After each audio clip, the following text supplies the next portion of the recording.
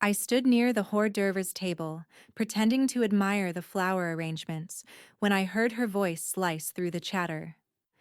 She's probably just here for the free food.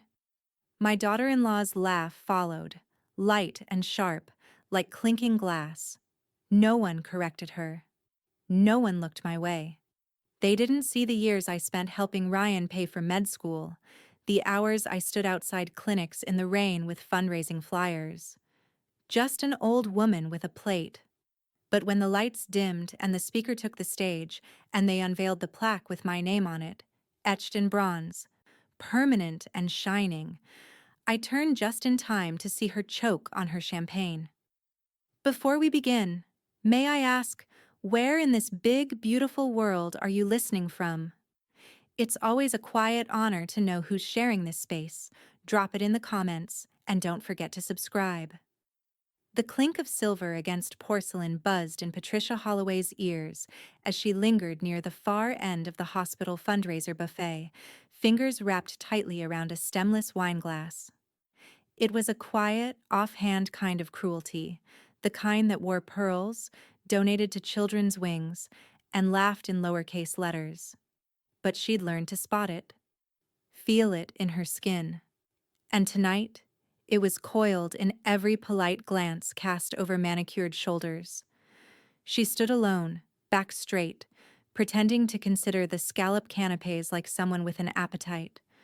The truth, her stomach had been a clenched fist since she pulled into the Ridgefield Medical Center parking lot. She shouldn't have come, but Ruth had insisted. "You can't hide forever, Trish. Let them see you standing." "She's probably here for the free food," Kara Manning whispered just loudly enough. The words flitted like smoke through the air, light, cruel, and coated in wine-soaked arrogance. A few chuckles scattered like dropped marbles, quick, uncomfortable, but audible. Patricia didn't look up, didn't flinch. Instead, she took a careful sip of the Cabernet and watched a bead of red creep down the inside of the glass, like a trickle of blood. Her cheeks betrayed her, flushing hot as the wine scorched down her throat. Kara drifted past with the other Ridgefield wives, clutching their clutches, half laughing, half hunting. Behind her, Evan stood near the silent auction table, jaw tight, eyes flickering to the ground as if it held some sacred distraction. He didn't look at Patricia. Not once. Coward. Patricia gripped the glass tighter, feeling her nails press crescent moons into her palm. The sting grounded her, reminded her she was real, not a ghost, not the scandal they'd tried to erase. Ruth arrived beside her in a flurry of vanilla perfume and steel wool fury. "You want me to throw a shrimp cocktail in her face?" she hissed under her breath. Patricia cracked a smile. Tempting. "I'll do it. I'll even smile while I do it. She's not worth it." Patricia's voice was calm, measured, but her grip on the glass never eased. "None of them are. You're a better woman than me." "No," Patricia murmured. "I just remember what happened last time I let rage drive." They stood side by side, two women out of place in a room that had once applauded Patricia's every charity speech, every volunteer drive. She used to command this place. Used to walk in with Evan, smiling like she belonged here. Because she did. Until Kara decided she didn't. Until Evan stopped defending her. Until the board reconsidered her role at the school. Until the emails were twisted, the story spun, the headlines written. Patricia Holloway resigns amid ethics allegations. No charges, no trial, just silence and shadows. And a town that moved on without asking questions.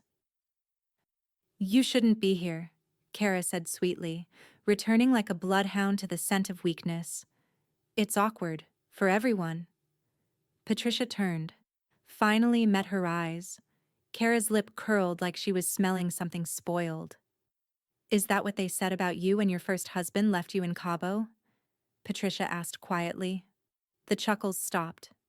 Kara's face stiffened, mascaraed lashes blinking twice before she could recover. "Excuse me?" Oh, come on. Patricia smiled, soft and sharp. I figured if we're saying things just loud enough to be heard. Beside her, Ruth stifled a laugh behind her wineglass. The air in the room changed, just a shift. Just enough. Kara turned without another word, heels tapping too fast across the marble. Patricia took a breath, then another. But the moment of satisfaction was fleeting. Because Evan was still across the room, still avoiding her gaze like it might burn a hole through him. And he hadn't defended her then. He wouldn't now. Not yet. But he would. He'd have no choice once she was done. She reached for another glass of wine, her voice low. Ruth. Yeah. Do you still have access to the Ridgefield Prep Staff Directory? Ruth looked at her, eyes narrowing. You're not thinking about going back there. Patricia's lips curved. Not in joy, in certainty. No, I'm thinking about what they buried, and how deep I'm willing to dig. The house was still, too still. Patricia stepped into the den with a glass of water that had gone warm in her hand. The soft ticking of the antique mantel clock echoed like a metronome across the old hardwood floors. Dust floated in lazy spirals through the late morning light. She hadn't touched this room in months, not since the funeral. Not since the last guest left, and the casseroles stopped arriving. The mahogany desk looked untouched. Like her husband might return any moment and flip open his laptop with a tired grunt. His scent, cedar and ink, still clung faintly to the leather chair. She sat, not slowly, not reverently, just decisively. The folder she pulled from the bottom drawer was thick, labeled only with a red P in her husband's blocky handwriting. Her name, but not quite for her. Patricia spread the papers out carefully across the desk. Brokerage statements, old wills, and annotated bank memos. Some dating back 15 years. Joseph had always been meticulous, a man who trusted no one with his money, not even death. Her fingers paused over a brokerage summary. The numbers didn't immediately make sense. Until they did. $4.2 million, unallocated, untouched. Tucked under a name she hadn't seen in over a decade. Noble Creek Trust. She blinked. Then blinked again. In the margins, Joseph's black fountain pen ink had bled slightly where he'd underlined the beneficiaries. Her name was first. Then, in cold, precise lettering. 2. Kara Manning, 3. Evan Holloway. Her breath caught. The paper crinkled slightly under her grip. She reread the names, expecting some mistake. Some legal shorthand she didn't understand. But there they were. Clean. Intentional. As if he'd planned for them to outlive her. As if he'd rewarded the people who had stood silently while she was destroyed. Son of a bitch, she whispered. She stood abruptly, pushing the chair back with a screech. The walls of the study felt narrower now, as if they'd inched in while she read. Kara's laugh echoed in her mind, brittle and bright. Evan's silence pressed in behind it like a shadow. Why them? Why anyone but me? She took a steadying breath and walked straight to the kitchen, fingers dialing before her mind had even finished the decision. Charles Meyer, the voice answered on the second ring. Crisp. Controlled. It's Patricia, she said. Patricia. A beat. Then, everything all right? I found something. In Joseph's files, a trust account, Noble Creek. It names me, and 2 others. Who? Kara Manning and my ex-husband. The pause was longer this time. I see, Charles said finally. Do you have the documents? In front of me. He never told me about it. I don't know why they're in there. I do. His voice lowered. Strategic silence. Joseph was smart. He may have left them in by design. To scare them. Or mislead them. Is it legally binding? Charles sighed. Only if the trust has been activated. Patricia glanced back at the paper. There's no disbursement date. Then it's dormant, which means we can reroute everything, assuming you're listed as primary. I am. Then it's yours, and we can reassign the remainder. Patricia exhaled. Slow, deep. A different kind of fire lit in her chest this time. Cleaner. Not rage, not even grief. Power. Good, she said. Start the paperwork. Strip their names off it. I want every dollar locked under my control. Quietly. I'll make sure it's airtight. Discreet? As a sealed tomb. She hung up and stared out the wide kitchen window. The garden Joseph once kept so pristine had grown wild, ivy threading through the trellis, hedges starting to lean. But something about the decay comforted her now. Proof that things fall apart when no one's watching. So let them rot. Let them believe the trust was still theirs. Let Kara throw her wine-fueled insults in borrowed designer gowns. Let Evan pretend silence wasn't betrayal. They would learn. She walked back into the study and picked up the folder again.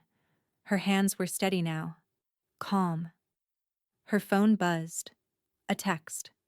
Unknown number. We need to talk. I know what happened at the school. Her breath hitched, the air thick around her again. The message was unsigned, no punctuation, no name.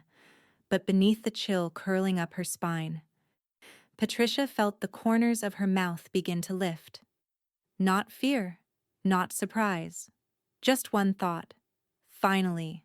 The cafe was half empty, but Ruth's corner booth radiated heat and impatience. Patricia spotted her immediately, forearms planted on the scratched wood table, chin tilted in a way that suggested she was daring someone to ruin her day. The smell of scorched espresso and buttered toast hung in the air like a curtain.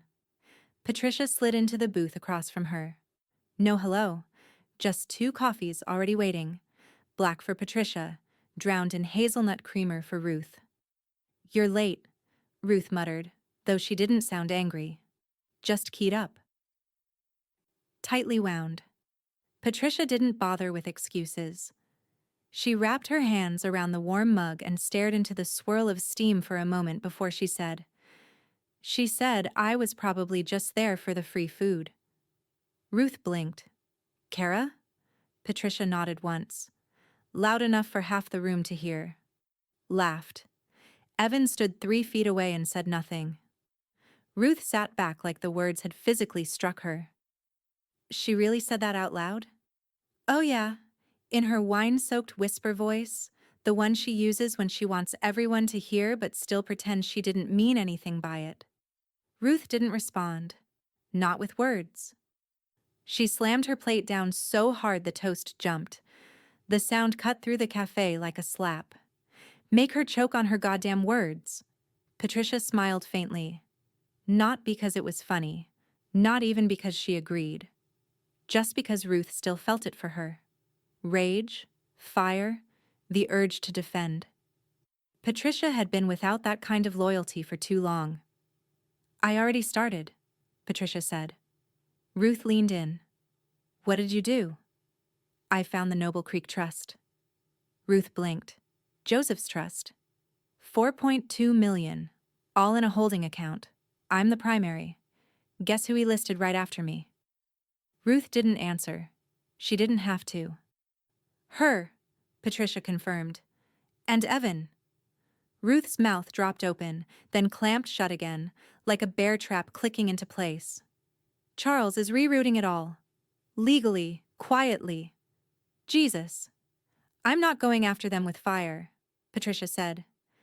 That's too fast. Too obvious. Ruth's eyes narrowed. What then? Patricia pulled a red binder from her bag, thick, tabbed, and heavy with plans. Another one followed, blue. Then a green one. She stacked them between their coffee cups like a fortress. Ruth looked at the binders, then at Patricia. God, I forgot what you look like when you're planning a siege, she said. I don't need them humiliated in public, Patricia said softly, flipping open the red binder. I need them broken in private. I need Kara to lose her place in that smug little ecosystem. And I need Evan to feel what it's like to be erased. You want them to rot in the same silence they left you in?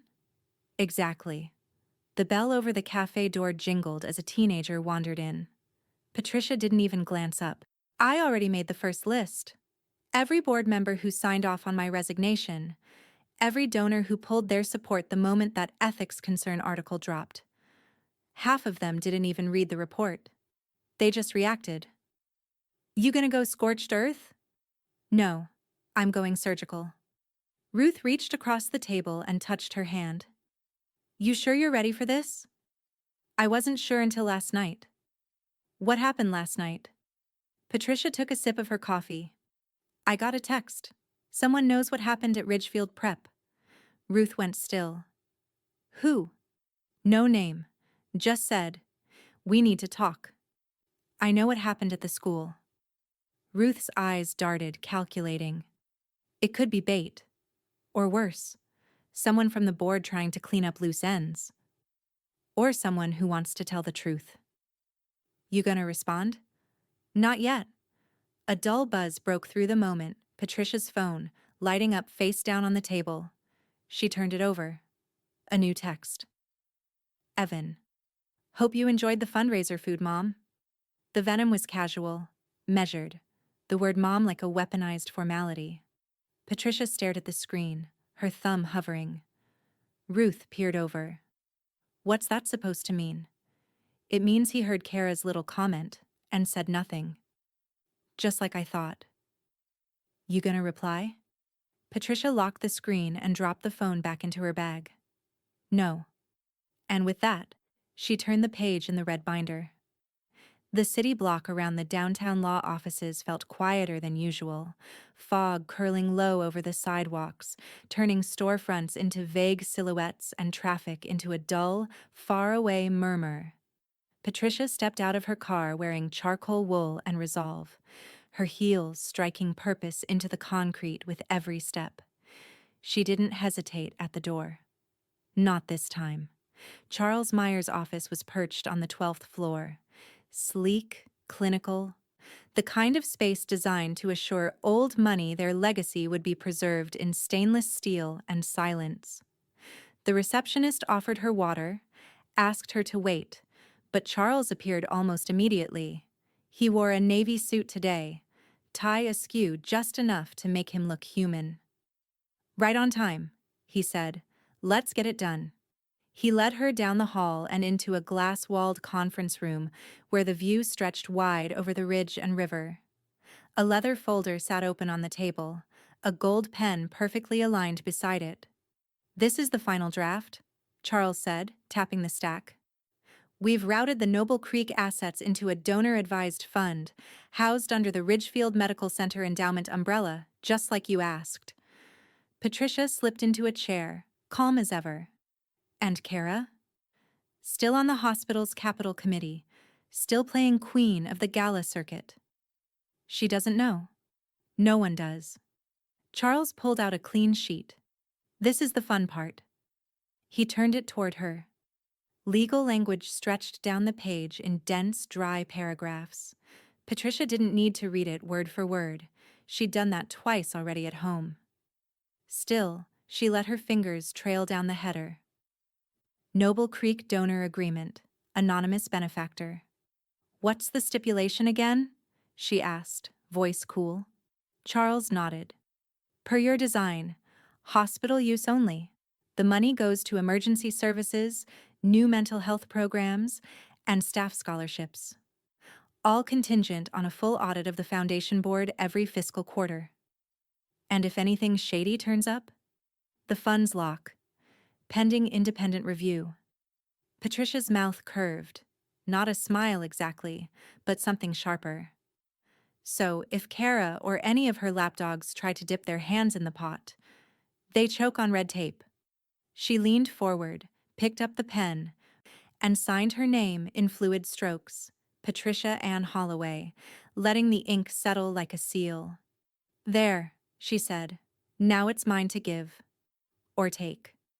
The door opened behind them. Linda Briggs entered with the kind of warmth Ridgefield rarely gave out without strings. Her blazer was butter yellow, her handshake firm, but her smile was more curious than congratulatory. Ms. Holloway, I just wanted to personally thank you for your generosity. This endowment will change lives. Patricia stood and shook her hand. That's the idea. Linda's eyes twinkled, just a flicker. And you're certain you want to remain anonymous? Absolutely. Of course. Just between us, Linda said, lowering her voice with a conspiratorial grin. The Capital Committee's going to lose their minds when they hear someone handed us 7 figures with oversight attached. It'll be chaos. Patricia raised an eyebrow. Let's hope it's productive chaos. Linda laughed. Well, welcome back to Ridgefield, Ms. Holloway. Patricia didn't correct her. She just nodded once and left the room with her shoulders squared and her silence intact. Outside, the fog had thinned. The afternoon sun fought through it in soft gold rays as she walked along the sidewalk, her pace unhurried now. The city didn't look like hers. Not yet. But it didn't belong to them anymore, either. Her phone buzzed again. Twice. She didn't check it right away. She rounded the corner past a newsstand, her reflection catching faintly in the glass of a cafe window. For the first time in a long time, she didn't look like a woman surviving something. She looked like a woman moving. She paused in front of the courthouse steps and pulled out her phone. 2 messages. Unknown number. You're not the only one with files, Patricia. Then another. 1 second later. Unknown number. Check your mailbox before someone else does. She stood there for a long moment, wind cutting across her coat. The street noises growing distant again. Then she turned and headed for her car. The Ridgefield Country Club brunch crowd never whispered. They murmured with intention, just loud enough for their designer sunglasses and second marriages to pick up the echo. Champagne flutes clinked lazily beneath soft jazz drifting from a live trio near the garden doors. It was all linen napkins, chilled oysters, and shallow grins. Patricia sat at the edge of the long outdoor table, a soft breeze tugging at her black silk blouse.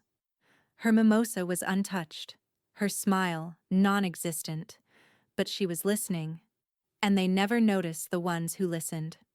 Kara, you've got to chair the fundraiser again next spring, purred Denise Calhoun from across the table, fork twirling through her overpriced microgreens. We hit record donations last year. Kara dabbed the corner of her mouth with her napkin like royalty. Please, the new donor made it easy. That kind of money doesn't just fall into your lap. Evan chuckled beside her. Someone clearly knows quality when they see it. I mean, what kind of person gives millions and doesn't even want their name on the plaque? Kara said, shaking her head like she couldn't begin to understand it. Anonymous donors always make me suspicious. I thought discretion was supposed to be classy, one of the women offered. Kara waved it off. Discretion is for people who have something to hide, or nothing worth saying. Patricia sipped her water, slowly, quietly, and tucked the moment into memory. Evan leaned back in his chair, one arm slung along the back of Kara's. He wore Ridgefield confidence like a tailored suit, easy, careless, and painfully empty. You were right to push for the donation, Kara. You practically own the hospital board now. Kara smiled, tilted her head just so. Let's just say I know how to get results. Ruth coughed pointedly from the other end of the table, behind a mirrored pair of oversized sunglasses. Or how to take credit for things you didn't earn. The table went still for a beat. Kara blinked. Laughed. Just once. Sorry, what was that, Ruth? Ruth leaned forward, teeth flashing beneath her lipstick. I said the shrimp's undercooked. Kara's grin tightened. Of course. Patricia didn't look at Ruth. She didn't need to. She could feel the heat of her allyship like a live current humming beneath the tablecloth. Anyway, Kara said, voice lifted again, this is why I believe in being visible. Some people just show up to things like they're owed a seat. Never contribute, Never invest. Just take and vanish until the next free buffet. She didn't look at Patricia when she said it, but she didn't have to. The table offered up a few restrained chuckles. Uncertain. Awkward. Denise suddenly seemed very interested in her hollandaise. Patricia didn't react. Not with her face. But under the table she tapped her index finger once against the side of her glass. A small, private countdown. Because that was the moment Kara Manning began to tip off the ledge. She didn't know it yet, but Patricia did. The trust fund Kara thought she'd eventually inherit? Redirected? The anonymous donor Kara kept name-dropping in private to gain clout? Patricia? The oversight clause Kara hadn't read in the contract she didn't sign but bragged about shaping? Patricia's hand, Patricia's claws, Patricia's money. Kara was standing on a trapdoor, and every word she said was another tug on the chain. She must be exhausting to be around, Kara added in a voice that wasn't quite low enough to be discreet. All that bitterness and not an ounce of self-awareness. Patricia lifted her mimosa and smiled gently into the glass. She said nothing. Because the room was listening now, even if they didn't know it. Across the table, Ruth raised one eyebrow over her sunglasses, her smirk barely contained. Patricia gave the smallest nod in return. Warrior to warrior. Kara was so busy shaping her story, she hadn't realized she was no longer the narrator. Patricia was. The brunch went on, idle chatter resumed, and Kara launched into a story about a meaningful board meeting she had completely fabricated. But Patricia's phone buzzed in her lap. She glanced down. Unknown number. Your husband knew what Kara did. He covered for her. I have proof. And beneath that, attachment, one file. Subject, 2018, Ridgefield Prep Board Review, meeting.mp3. Patricia's smile faltered for half a breath. Then she tucked the phone back into her clutch without listening. Yet, the architectural renderings lay across Patricia's dining table like maps to another life. Heavy stock paper, inked in blue and gold. Neat annotations in black pen along the borders. Load-bearing changes, HVAC details, sightlines from surgical suites. Patricia ran her fingers lightly over the edge of one page, then over the glossy hospital seal in the corner. But it wasn't the structure that stopped her breath. It was the name. The Holloway Wing for Emergency Medicine donated by a private benefactor. Her name wasn't on the building, but it was in the records. It was on every blueprint, behind every door. She was the scaffolding beneath the marble, the reason it would rise from the foundation. And no one, especially not Kara, had the faintest idea. A tear welled at the corner of her eye before she could stop it. She blinked it away, inhaled slowly and let the feeling pass like a wave. Not sadness, not even nostalgia, just the ache of being remembered in stone while being erased in flesh. She heard Ruth's key in the front door a moment later, followed by the familiar thump of boots and the crinkle of a brown bakery bag. I brought scones, Ruth called. Don't make me eat 3 again. In here, Patricia said. Ruth stepped into the dining room and froze. Jesus, she whispered. Her eyes swept across the papers, the sheer scale of it all. You weren't kidding. Patricia didn't speak. She pointed to the central rendering. Ruth leaned in, her eyes narrowed, and then she saw it. Holloway Wing, she read aloud. Is that what I think it is? Patricia nodded. They sent final blueprints to the legal office for filing. Charles forwarded me a copy this morning. Ruth moved around the table slowly like it was sacred. So that's it. Your money, your design. And they're breaking ground in 6 months? 5. And Kara still thinks? She thinks the donor was one of her husband's golf buddies from Portland. Patricia gave a small, hard smile. She's already told half her cousins they'll be featured at the next gala. She what? Patricia reached for her phone and pulled up a screenshot. Kara's group text was lit up in pink bubbles and exclamation points. Kara. Start planning dresses now. Evan and I are getting front row seats when they unveil the new wing. Kara. They'll have to mention us. Board royalty. Patricia tapped the screen once. Deleted. Just like that. You could let her crash hard, Ruth said, setting the bakery bag down with a thud.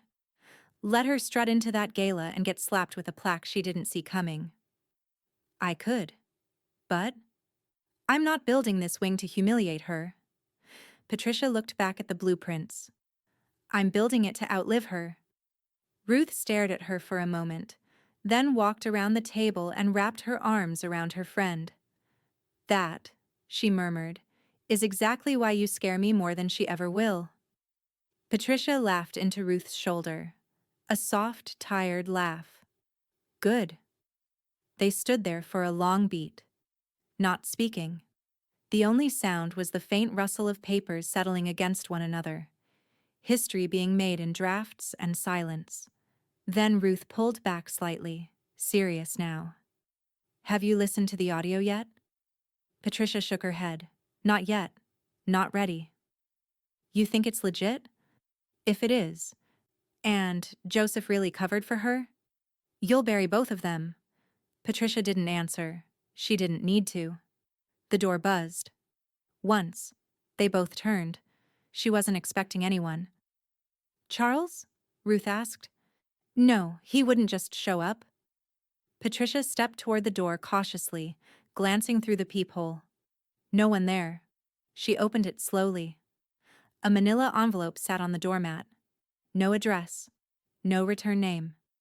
She picked it up and turned it over. Written in small, even black lettering on the front. You're not the only one who remembers what happened in 2018. Inside was a single photograph.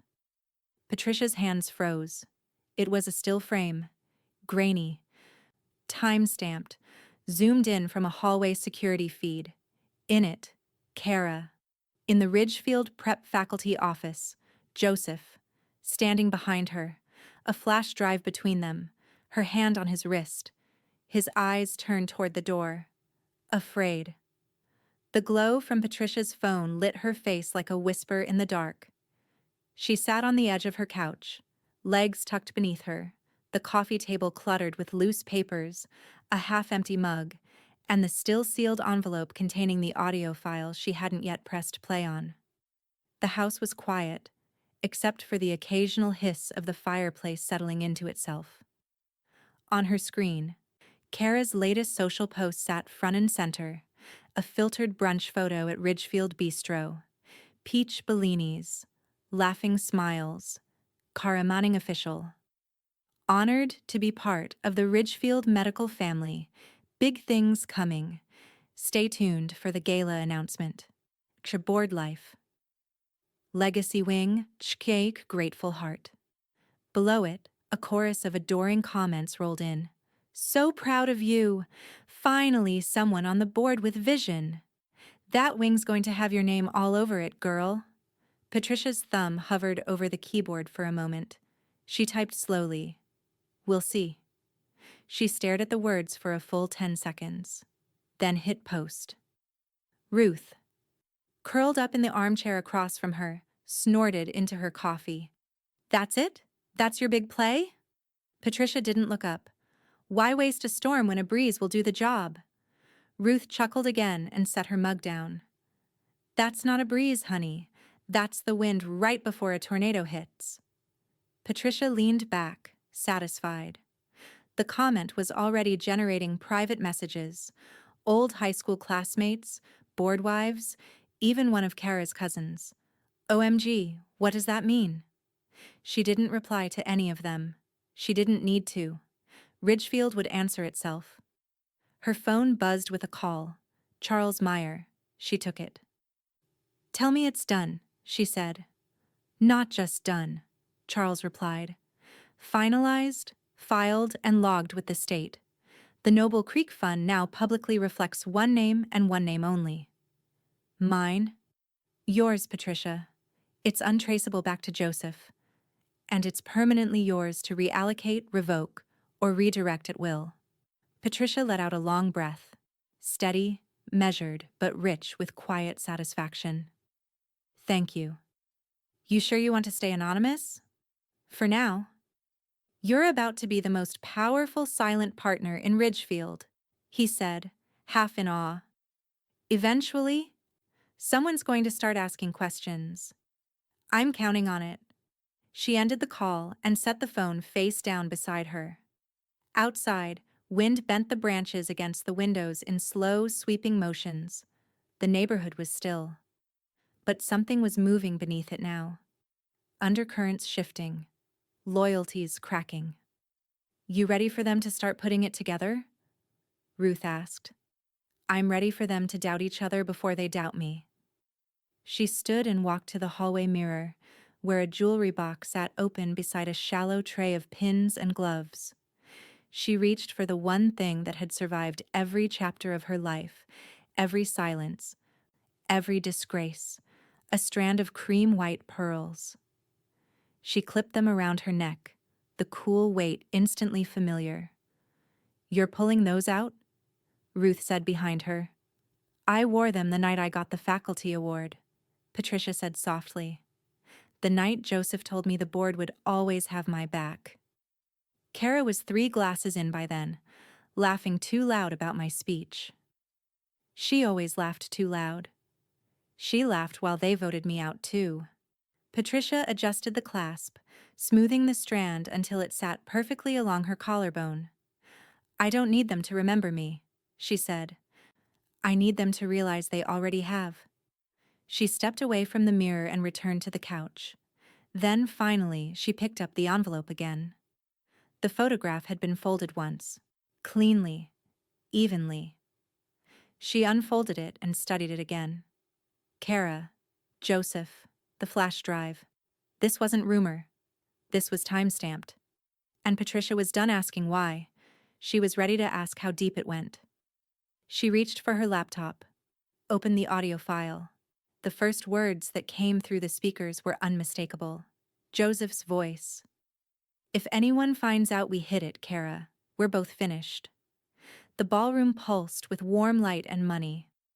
Glass chandeliers dripped crystal over polished parquet floors, where silver trays floated past carrying flutes of champagne and conversation.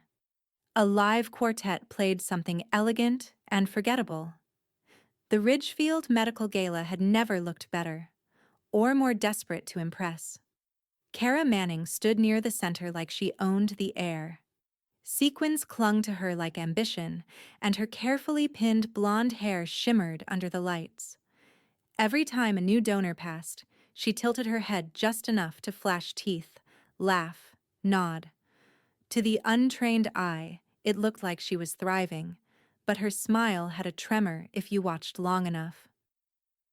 Because Patricia hadn't posted a single follow-up, no explanation, no clarification, just, we'll see. And Ridgefield had started whispering.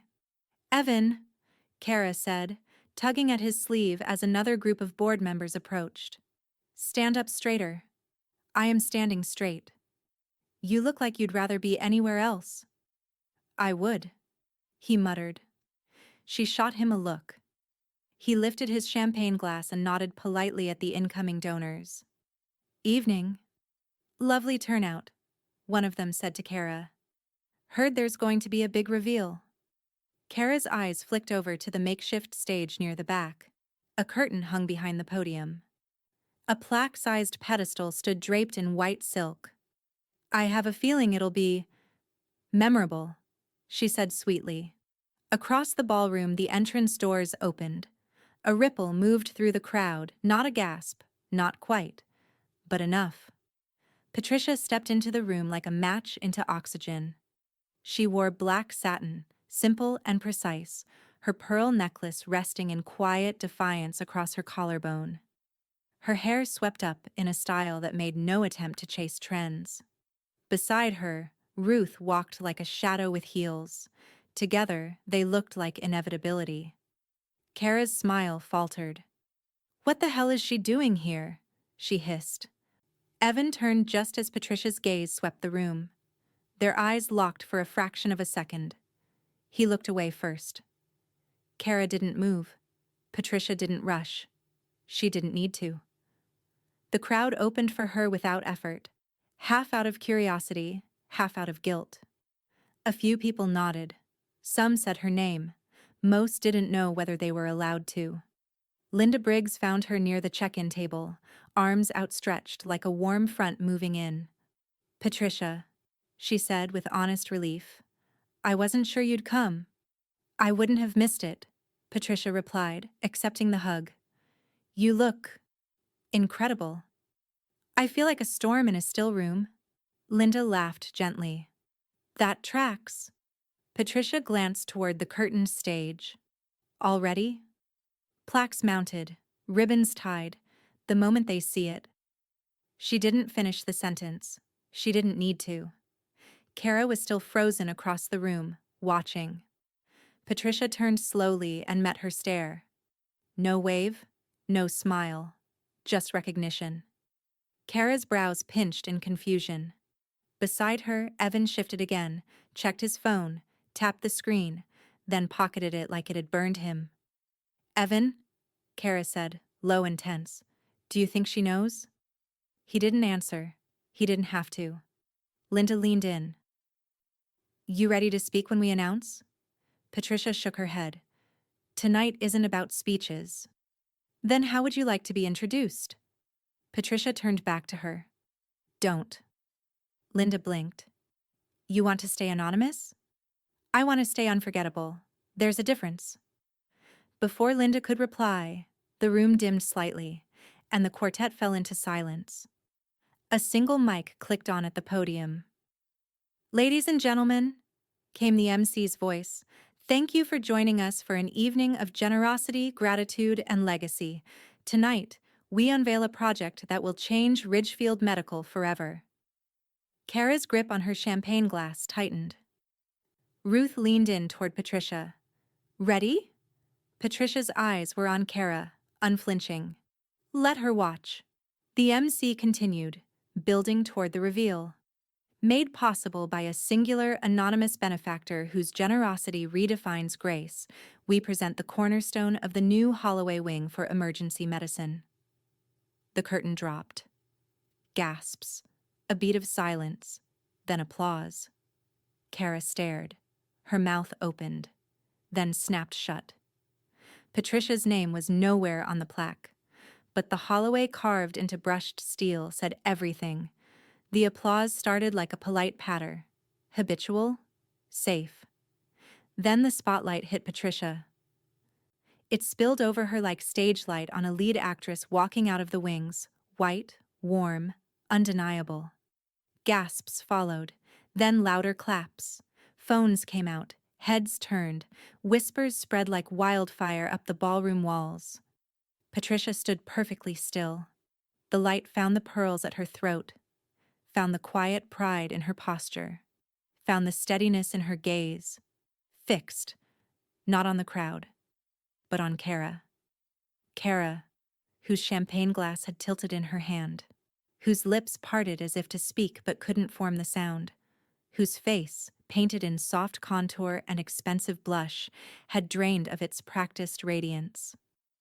Evan stared, one hand flat on the table, as though grounding himself to believe it.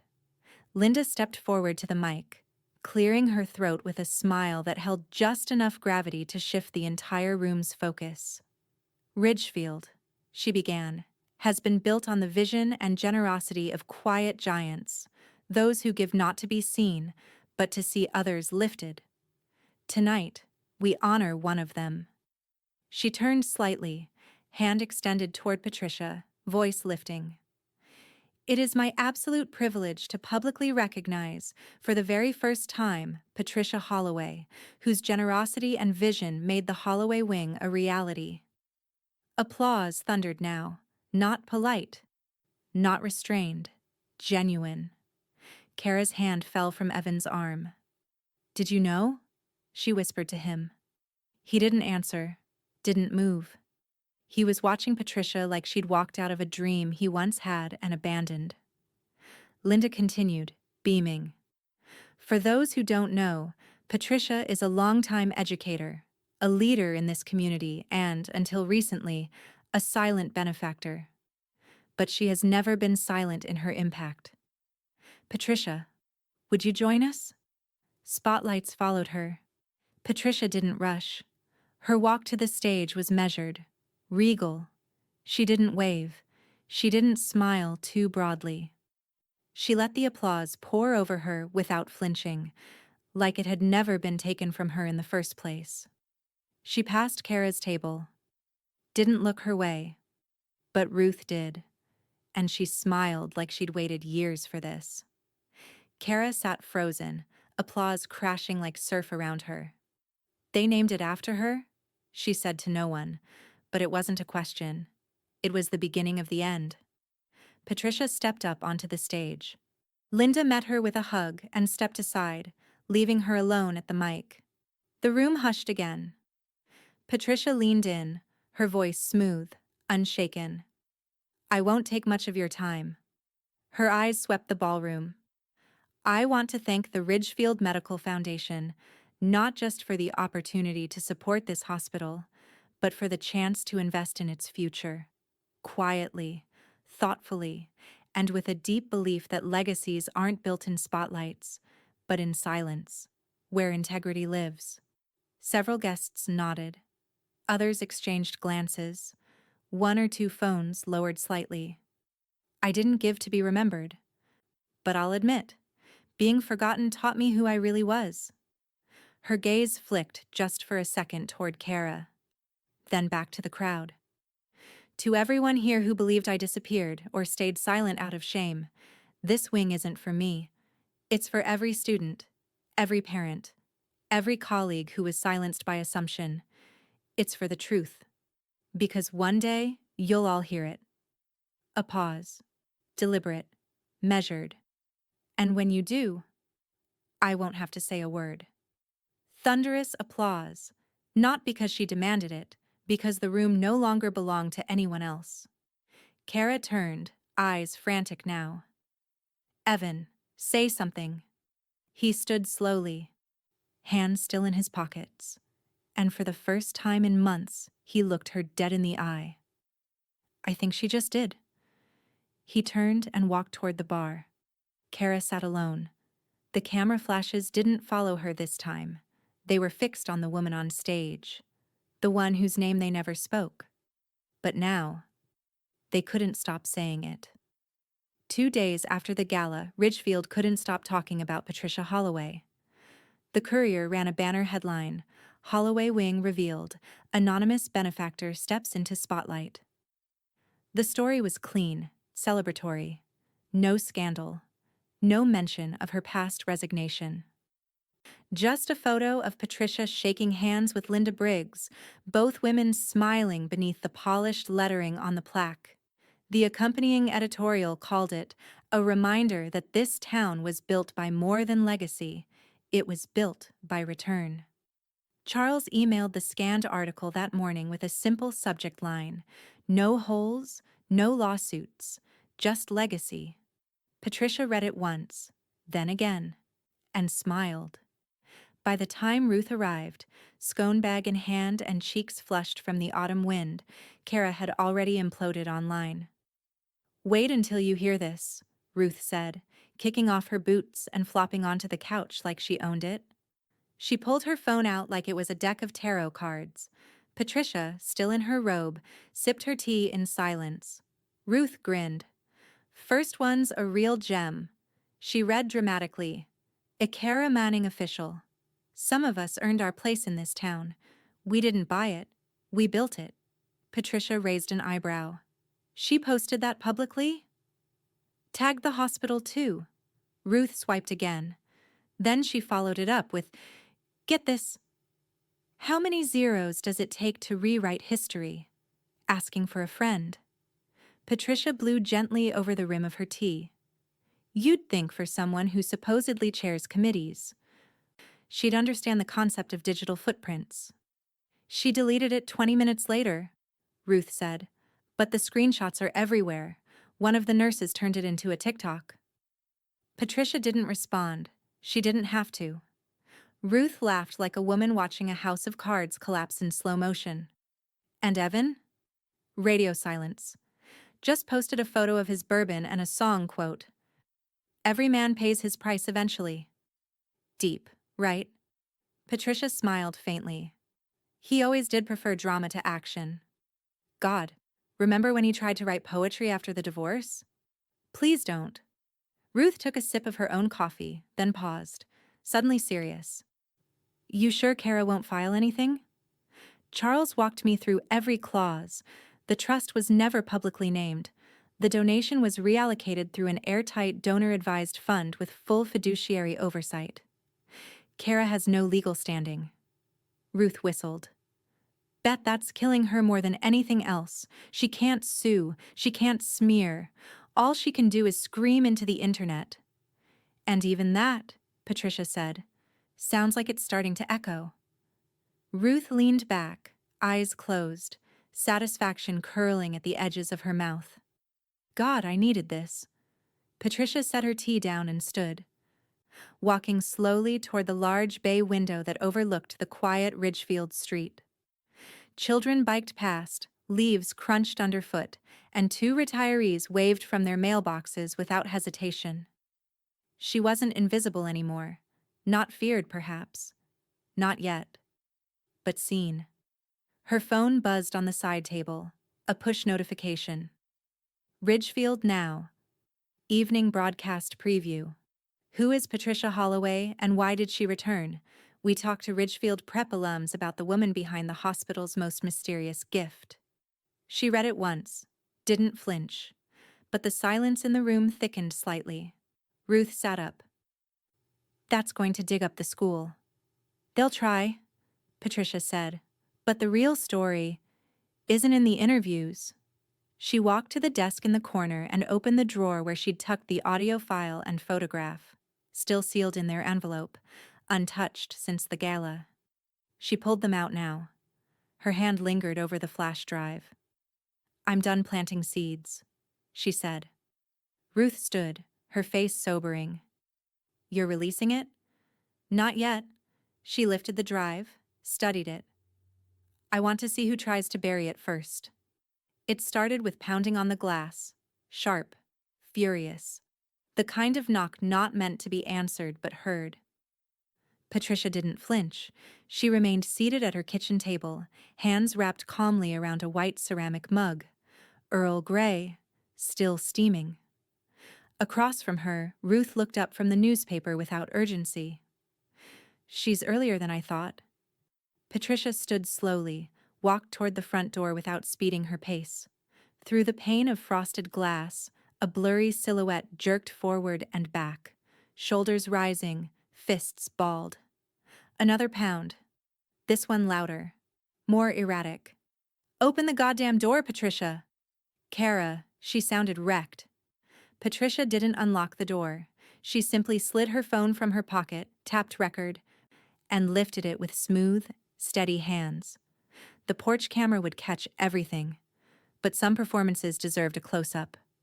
Kara's voice cracked. You knew what that would do to me. After everything I've done for this town, for your son, you think slapping your name on some building gives you the right to... She stopped herself just long enough to catch her breath. Her eyes, rimmed in smeared mascara, met Patricia's through the glass. This was supposed to be my legacy. Patricia pressed the doorbell speaker. Kara, she said, her voice cool as linen. You're trespassing. You stole it from me. I redirected what was mine. Kara slapped her palm against the glass. You used Evan. You turned him against me. I didn't need to. You did that all by yourself. The words landed. Kara's shoulders twitched. Her hand dropped to her side like dead weight. Then suddenly she lunged forward again, grabbing the doorknob and rattling it violently. You think this is over? She screamed. You think I'm going to let you erase me in front of this entire town? A curtain across the street shifted. Then another. Neighbors peered from behind lace drapes and lifted blinds. Patricia could almost hear their whispered calls, the rush of phone cameras scrambling to frame the scene. "Kara?" she said, her tone unchanged. "Go home." Behind her, Ruth had already moved to the hall, phone to her ear. Calm, polite, practiced. "Yes, Ridgefield PD, please. We have a trespasser at the Holloway residence. Threatening behavior." "Yes, she's still here. No weapons. Just noise." Kara's voice pitched into something raw. "You don't deserve that wing. You don't deserve to stand on that stage. You don't even deserve your last name." Patricia lowered her phone and stepped to the window, where Kara could see her clearly. She tilted her head, curious. "Is that what this is about? The name?" Kara's mouth opened, closed. Then, "She was my friend before she was yours, Patricia. You think Ruth really gives a damn about you now? You think she didn't come to me first when everything went sideways at the school?" That almost worked.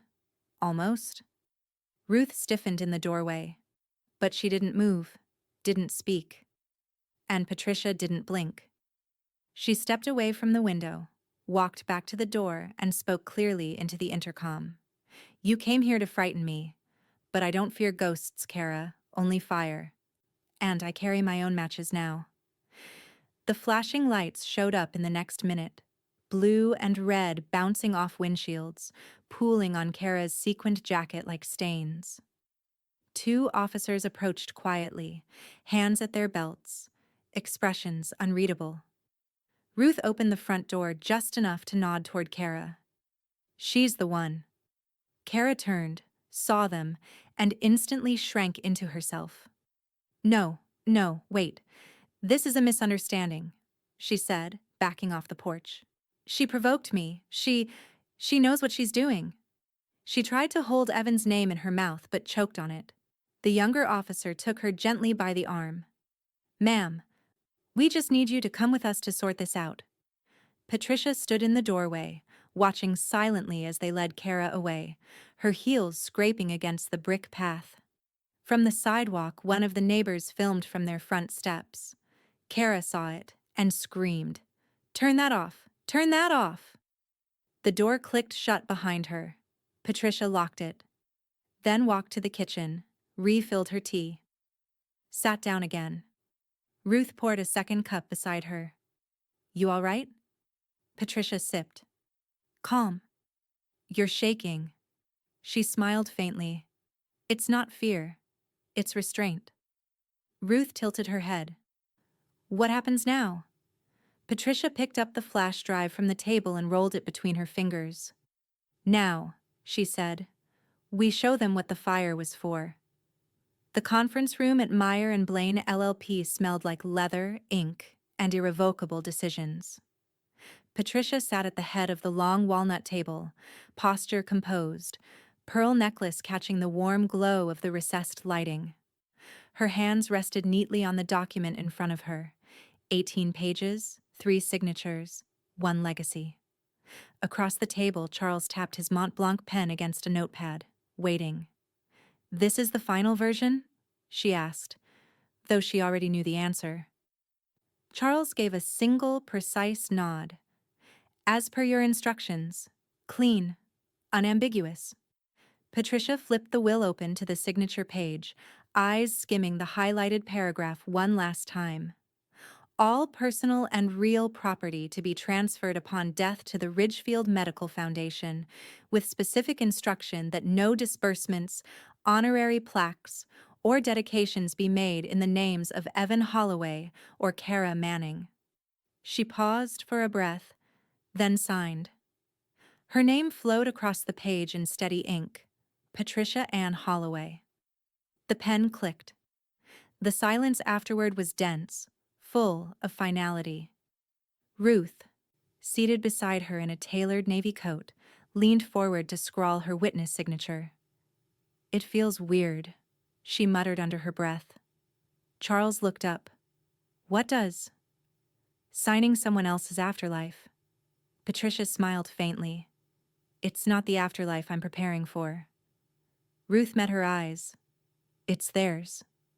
Charles slid the document into a leather folder and clasped it shut, Copies will be filed with the county, your executor, and the hospital, effective immediately. Patricia nodded once. Thank you, Charles. I'll call you when the paperwork clears. Shouldn't take long. She stood, smoothing the crease of her wool slacks. Ruth followed, tucking her gloves into her bag as they walked out of the office together.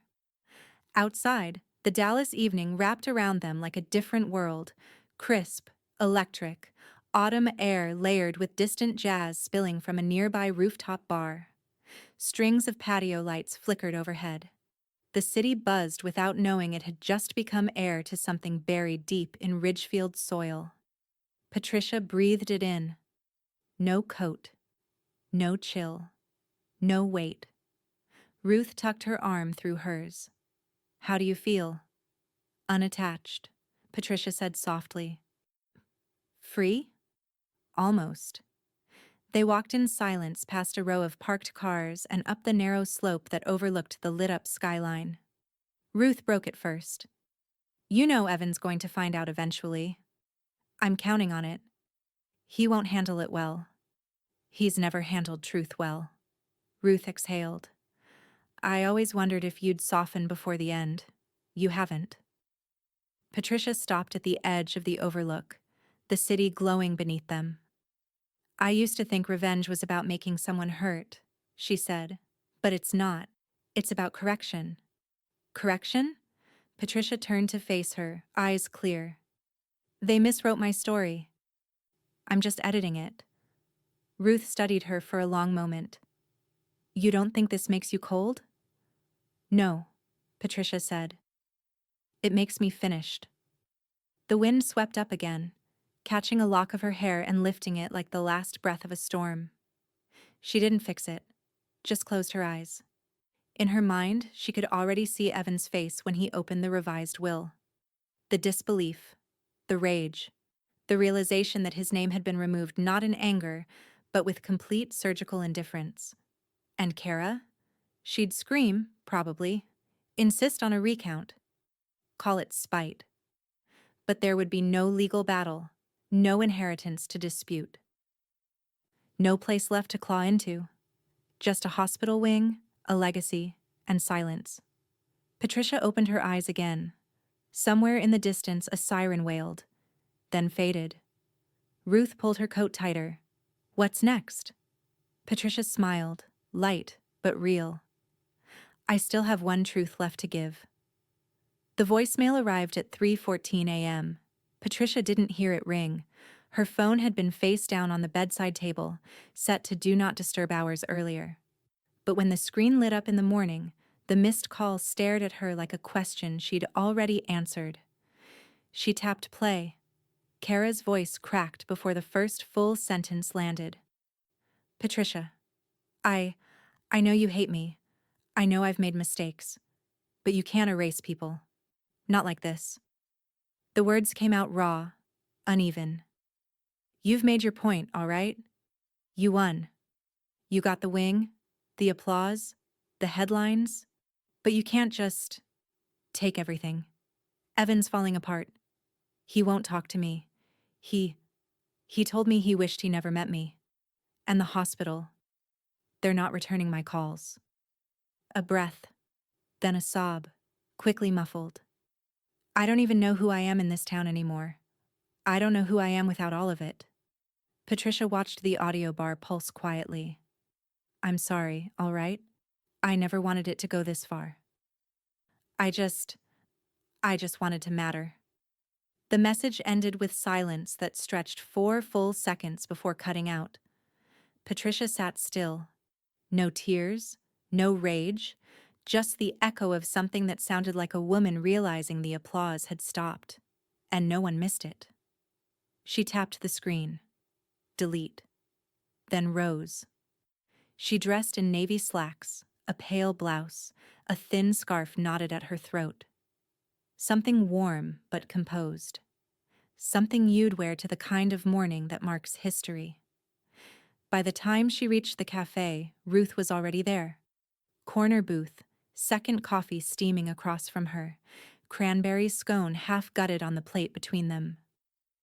Patricia slid into the seat. Ruth leaned in. She called you? Left a voicemail. Begging? No. Rationalizing. Ruth smiled without humor. Classic. I deleted it. Good. Ruth reached for her cup. And the donation paperwork? In my bag. Ruth raised an eyebrow. Are you sure about this? I've never been more sure about anything.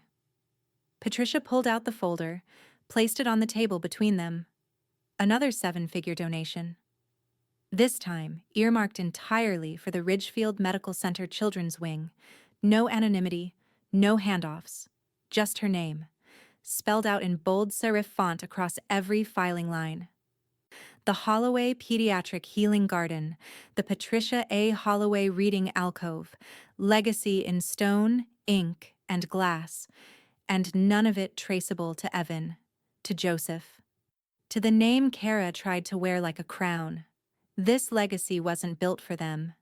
It was built after them. When Patricia stepped onto the hospital's west lawn 2 weeks later, the ground was soft from last night's rain.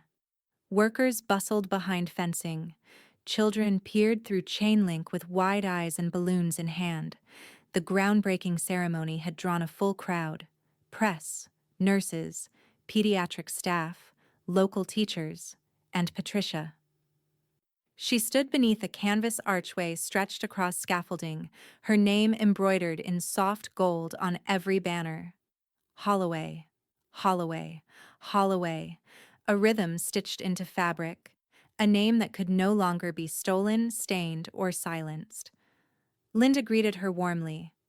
You know, she said as they hugged, I don't think I've ever seen this much turnout for a pediatric expansion. Kids bring truth with them, Patricia said softly. They haven't learned how to fake applause. A local child's choir opened the ceremony. A few local dignitaries spoke. A nurse from the NICU shared a story that made the crowd fall utterly silent. Then it was Patricia's turn. She didn't step onto a podium. She didn't take the mic. She simply stood before the engraved stone marker that would eventually sit near the children's garden and placed her gloved hand on it. A quiet blessing. A legacy. Earned in full. Camera shutters clicked like rain. Behind the crowd, Ruth stood with crossed arms and a face unreadable even to the sun. Her pride didn't shout. It endured. Afterward, a reporter approached Patricia with a notepad. Ms. Holloway, just one question. Patricia turned. Why now? Why all of this after so many years of, well, distance?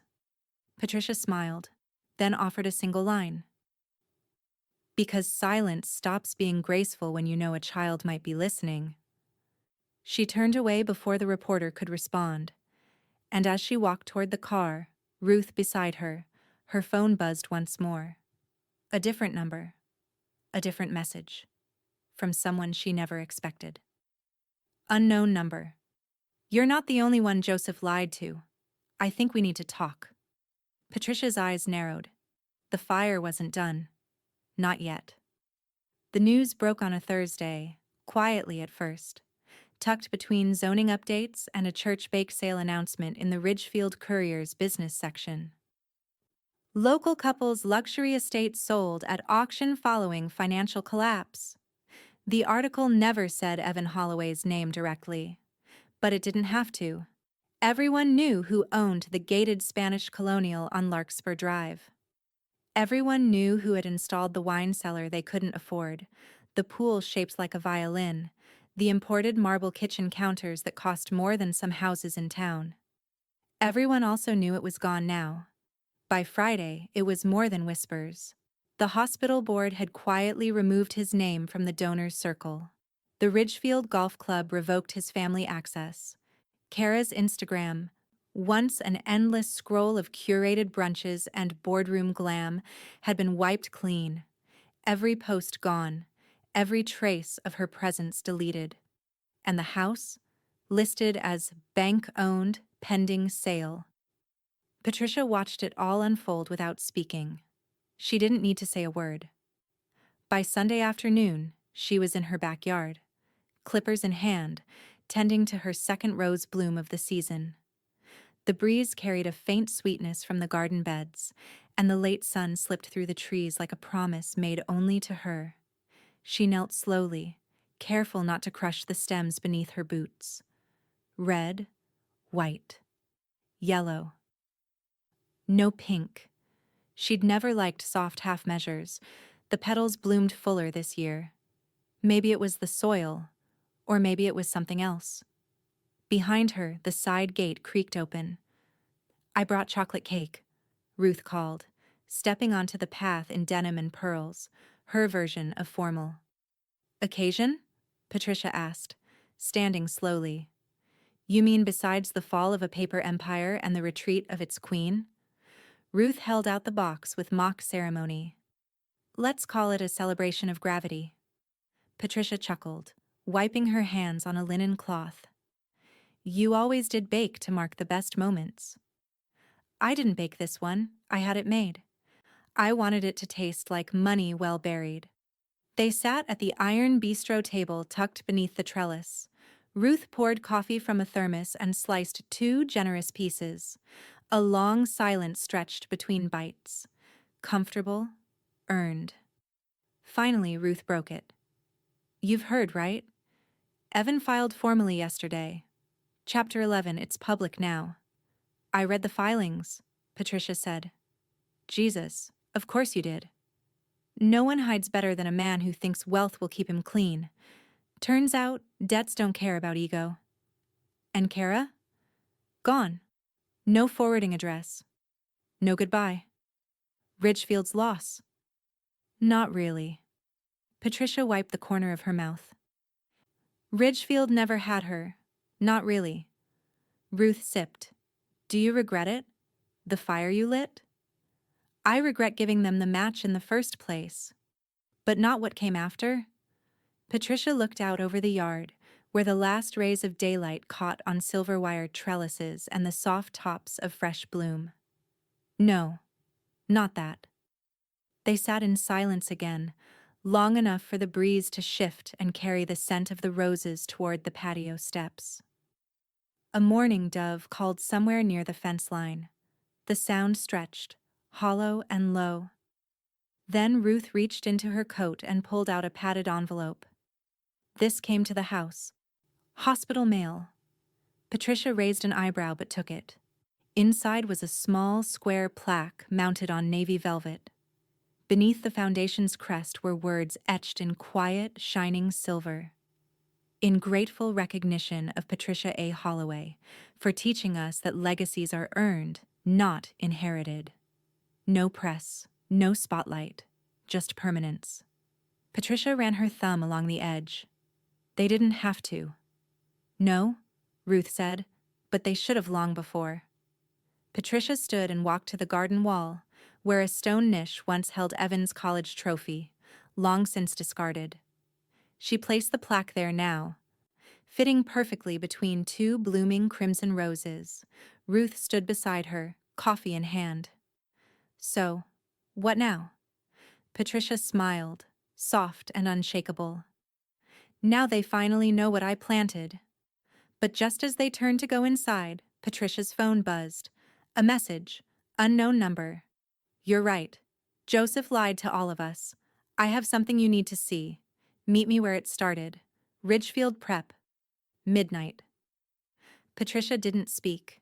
She just stared at the screen as the sun finally dipped and the roses seemed to deepen in color. Ruth looked over her shoulder. "Midnight?" Patricia nodded. "It's not over yet."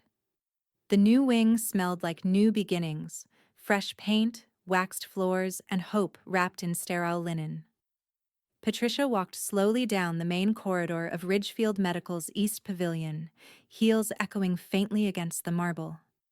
Every detail gleamed under soft, recessed lights. The walls were paneled in honey oak, the ceilings arched wide and open. Quiet, intentional beauty.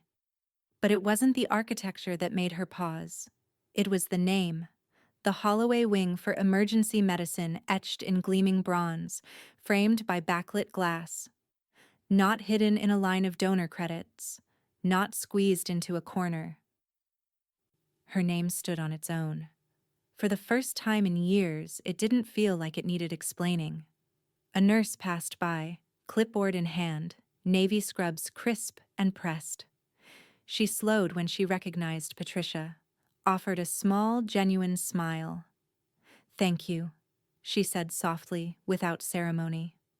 "What you did here, it matters." Patricia returned the smile, hand grazing the cool metal letters. It was always meant to. Farther down the corridor, a toddler in a dinosaur hoodie toddled out of a family waiting room, squealing with delight. His mother followed, hushing gently, cradling a juice box in one hand. Patricia stepped aside to let them pass, warmth blooming in her chest. This was the difference. This was the point. In the reflection of the glass doors ahead, she saw Ruth waving from across the lobby, half smirk, coffee in hand, the ever-present guardian of unspoken truths. Patricia waved back, then turned, taking in the full sweep of the entryway once more. The banners had been removed now. No more gala glitter, no ceremonial pomp. Only steel and stone, the permanence of purpose. She descended the final set of steps into the atrium as a nurse wheeled past with a cart of stuffed animals for the pediatric ward. They smiled at each other without speaking. The quiet was enough. Later, at home, the mailbox held a single envelope, thick, cream-colored, engraved with a familiar seal. She opened it at the kitchen table, the scent of lemon polish still faint on the wood. Charles Meyer holiday wishes and updates. Enclosed inside, a folded card with a handwritten note. Patricia. Never seen a legacy rise so clean. No challenges, no rewrites. Just one name, the right one. Charles. She slipped the card into the top drawer beside the legal folder containing her will and closed it gently. When she stepped into the backyard, Ruth was already there, watering the roses with one hand and balancing a slice of leftover chocolate cake in the other. "They're still blooming," Ruth said, not looking up. "They're not afraid of the cold," Patricia replied. "Neither are you." Patricia smiled, soft but steady. The wind carried in the sound of children laughing in the distance, somewhere past the edge of the garden, past the street where the town had once tried to forget her, where they now whispered her name with reverence instead of rumor. She leaned against the wooden post of the trellis, the pearl necklace at her throat catching the dying light of the day. "I got a holiday card from Charles," she said. "He said my legacy is clean." Ruth snorted. For a lawyer, that's practically poetry. They stood in the hush of late afternoon, nothing left to prove, nothing left uncorrected. The hospital wing would outlive them both. The children's garden would grow long after their stories faded. And the truth, the unvarnished, time-stamped truth, was tucked away safely. Should the town ever need reminding of how close they came to giving credit to the wrong hands.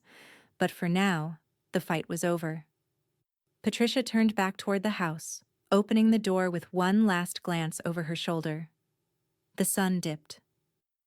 The roses nodded, and as she stepped inside, her voice carried like a signature behind her. She said I came for free food, but I left them starving for dignity, while my name built a wing that will outlive us all.